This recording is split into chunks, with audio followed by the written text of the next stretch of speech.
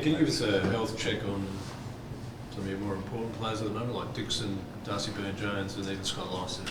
Yeah, I think Darcy's fine. Darcy's more than fine. He had a gastro virus, unfortunately, on that day of the game, and Scott's fine. Got through the game really well on Sunday, and we managed him at three-quarter time to take him off to give us an opportunity to select him this week if we wanted to. And Charlie's dealing with his injury from last Thursday, which he's still tracking pretty well. We're optimistic around him being available for Friday night, but we won't know that until much closer to the game because we've had a short break. Does that further complicate what you want to do with ruck, considering Gorn, Grundy and whether Dixon's there or not? No, not really. I mean, we haven't used Charlie in the ruck in the last couple of games that he's played, mindful of when he hurt his knee. So no, it won't affect our ruck situation at all. It'll only make us adjust our forward line look again, which we had to do a lot like last week. So how do you deal with Grundy and Gorn? With a lot of help and support from the whole team. I mean, I think critically, their two rucks are really dominant rucks, and they're a great combination, probably equal, if not the best combination in the comp. I'm not sure where the other one is, but they're going to be a real challenge. But again, it's the team v team. It's not just ruck v ruck, and whoever we decide to put in the ruck, it'll be interesting. The challenge that they'll have, but they need the support of the whole team. It's going to make that midfield particularly vital, though, isn't it? Yeah, it's a pretty exciting battle. It's a pretty exciting battle when you consider the form of their midfield and the form of our midfield currently. It's it is a top four battle, so it's you'd expect both teams to have pretty good players out there. And yes, it's the winner of the ground ball game is probably going to be pretty important.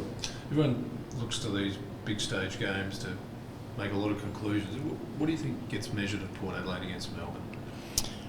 For us, look, we'll just measure our performance like we would any other week against, because it is round 10. I mean, the competition's got so much more to still go through and play out. Yes, it looks like a great match-up on paper currently as we sit, but we'll wait and see where that ends at the end of the year. But for us, we've played Melbourne the last couple of times. We've really struggled to be able to put a score on the board against them. I feel like we're scoring better this year than we have in the previous couple of years, so that will give us a good opportunity to test that right out. You played very key yourself against them last time around here.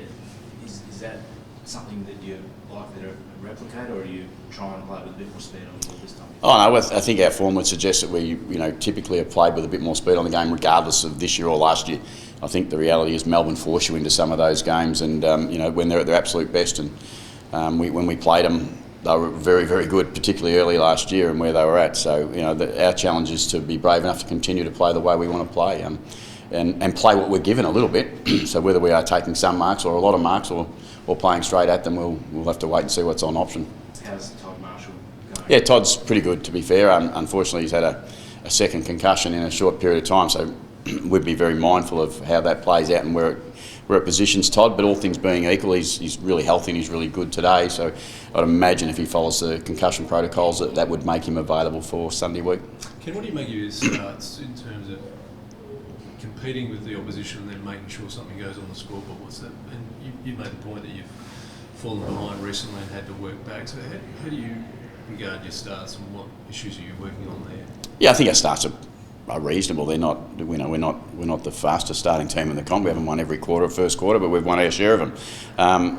It's just the reality of AFL football these days, and I think what we've learnt more and more, and we've been able to achieve some results this year just by hanging in and being able to continue to play the same way through the whole game, and knowing it's a four-quarter game. Everyone talks about momentum in this game. It's real, it's true. It happens, and it can happen at the start of the game, it can happen at the end of the game. We just got to be prepared to play four quarters as close to us as we can. So how much of the players back to belief that regardless of what's on the scoreboard at quarter time, that they stick to what you've asked of them, they'll get there by half time or three-quarter time or full time? Yeah, I think most of the time they've been able to get some fill up in the belief on sticking to task, and that's been working for us. We have lost a couple of games this year where we lost our way pretty early, or we lost our way. Great example of what I talked about before. We lost our way first quarter in one of our losses, and we got beaten in the last 7 or 8 minutes in the last quarter. So play the whole game is the thing that our boys have taken on board as much as they can, and know that you have to play in this competition. You have to play really well every week. Does he have to do anything special tomorrow, or has he got the Beef. trust to go, no, Yeah. good or not? Yeah, tell me he's ready. tell me he's ready. That's probably what he's got. I mean, those players, they earn a lot of trust, and you give them the responsibility to know when they can and can't do what they need to. Charlie knows himself better than any of us, and he'll know what his job is, and his job's pretty demanding. And if he's right to go out there, he'll go out there and do his best. Is it soft tissue, Ken? Like, is there a risk that it can make it worse? No, I don't think so, but I could be proven wrong, I suppose. But I don't think there's an issue that makes it worse. We wouldn't play him if it's going to make it worse. It's too early in the year. It's round 10. We're not going to take a risk. If he's not right, we're not playing. Bryn and Jeremy, can they match it with Grundy and Gore? It'll be depending on who we select for a start. So I like your question to try and lead me into the answer, which I won't do. But we'll do our best in our ruck. Let's not get lost in what that's a part of their side that they've got a great strength in. They've got great midfielders, they've got great backline and good forwards as well. So we've got some strengths as well that would challenge Melbourne. I'm sure Goody will be sitting there looking at some of those strengths. So yes, we will do our work on the opposition ruck as we have done for the last 6 weeks, and we haven't had a significant advantage in the ruck in any of those games. We've been able to find a way to win. Is Scooter good to go? I know the back thing, he got through a sample of right. Yeah. Physically, he's good to go. Yep, ready to go if we want to pick him. You haven't lost a game since you've been coaching on the boundary, and you've spoken of the high connection that you've been able to have with the players. Why didn't you go down there sooner? Why didn't I go down there sooner? That's a very good question, because we would have won a bit more perhaps. We read too much into all those things. Everyone does, and my commentary around it has been a little tongue. We haven't lost since I've been on it. Do you really think that's going to play that big a factor in anything? All I know is that it brings us together and helps us work through some problems together, as it does when I'm in the box. And I've got great support in the box, so I don't need to worry about that. So it's a matter of what's the best for us. And at the moment, we're following a model that seems to be working for us, so we're sticking to task on that. It doesn't mean we'll always be in that space, but I think more often than not at the moment, we're happy to stay there. From player feedback, from coaches' feedback, from performance feedback. You also haven't lost since Jed Mackenzie's come into the team. Do you feel like he's a little bit underrated in terms of the pressure and what he's been able to give you guys? Yeah, certainly not internally, but that always happens. I think those players who come in and play a significant role that Jed brings to us, which is, you said, pressure and hunt around the ball, they're very valuable to us inside, but externally, because maybe they don't hit the scoreboard or as often as some others. Do you miss him? I'm not sure. That's probably your job to answer to me. Why are you missing him if that's the case? How challenging is it to prepare and have the team understand if Melbourne gets those famous momentum moments, they get how to deal with that? Oh, we train for all those sort of things, and we train for the best teams in the competition, which we know Melbourne are one of. And they'll have moments in this game where they look like they're dominating the game. The challenge for us is to make sure we get our moments and that we do dominate the game the same. It's going to be a great game. It'll be a really fierce game, and at the end it'll probably be separated by a small margin. How big a tip would it be for your young midfield group to get it done against arguably the best?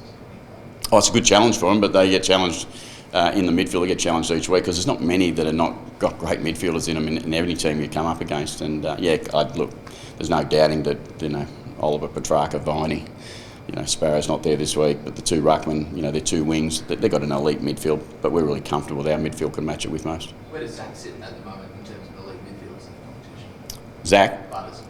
Look, clearly he's having a great run and a good patch of form, which is really important to us and our success. But again, he's like others in the team. They are doing it together, and they're doing it. And Zach's been able to stand out a little bit more in certain areas of the game. But he would recognise the effort of his teammates to make sure he's in that form. Well, you've given him perfect votes the last couple of weeks, so clearly you think he's doing something right. Do you feel like he's making the next step? I've always had extreme confidence that he was going to be an elite player in the competition, along with Connor and along with Xavier, the three that we always famously talk about, and Bergman and those players that we talk about now, the young players. What I'm pleased about is they're young and they're emerging, and I hear our senior players talk around their driving and pushing forward now with that young group, and they're happy to help and support them. They've got a long way to go to still achieve some of the things that the players like Boak and Jonas and Dixon and Wines have been able to achieve so far. Miles is wearing the prison bar Guernsey out there. What was it about his week that has led to that? Yeah, well, Miles has had a great patch of football, and his growth as a player that typically is for us it's a recognition of a team player, a player who plays in a way that the team acknowledges really important. So he's done that more often than not this year all the way through. He's probably been a bit unlucky not to have it on a bit earlier.